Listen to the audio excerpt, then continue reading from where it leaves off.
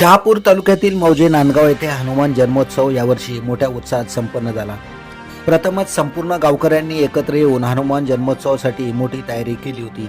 प्रत्येक घराच्या समोर रांगोळ्या काढून रस्ते सुंदर पद्धतीने स्वच्छ केले होते। सकाळी अभिषेक व रात्री पालखी सोहळ्याचे आयोजन करण्यात आले होते। यावेळी गावातील बाळ गोपाळ यांनी राम, सीता, लक्ष्मण, हनुमंत व वानर सेनेचे मुखवटे धारण करून त्यांची मिरवणूक काढण्यात आली।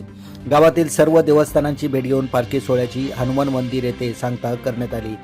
या सोहळ्यास गावातील आबालवृद्ध, तरुण, बाहेरगावी असलेले असंख्य ग्रामस्थ मोठ्या संख्येने सहभागी झाले होते। सोहळा अभूतपूर्व करण्यासाठी विशेष प्रयत्न करणाऱ्या सर्व तरुण वर्गाचे ग्रामस्थांनी कौतुक केले आहे।